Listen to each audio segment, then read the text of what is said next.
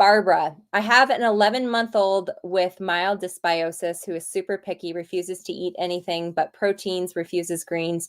Any suggestions on how to get vital nutrients in him? Can I add a bit of sea salt for flavor? He's on the second round of fecal pills and Spoulardi. So Barbara, that's frustrating. An 11-month-old, I would do for a tissue test, hands down.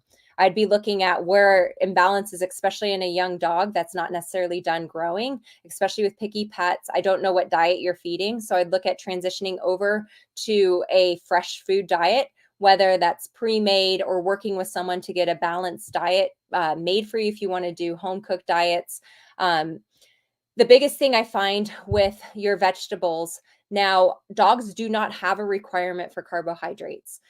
So they do just fine on fats and a high protein diet. And then we're adding in things like bone or making sure there's a calcium source. And a lot of times we're adding in the organ meats for the vitamins and minerals. So those are going to be adding in the things like the iron, the copper, the zinc, those essential vitamins and minerals that they need.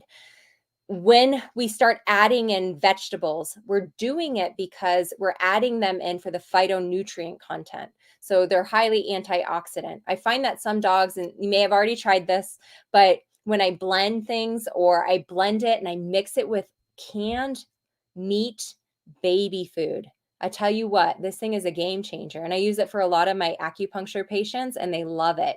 But a lot of times, if we're mixing something that they really like, so you mentioned they like proteins. So get some canned meat baby food. It's stinky. Make sure there's not like onion powder. I tend to use just the meat and the water. If you can get organic, fantastic. But mix that in with a blend, like a little bit of like a green powder. So adding in like chlorella, adding in your spirulina.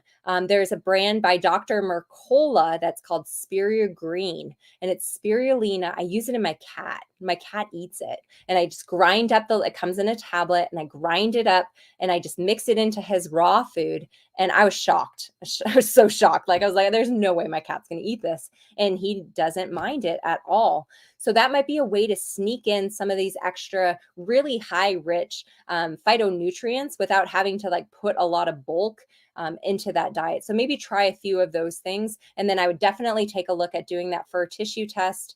And I don't know the full history with like what diets you've tried and what diet they're on. So I can't really comment on that, but those would be a couple suggestions to try.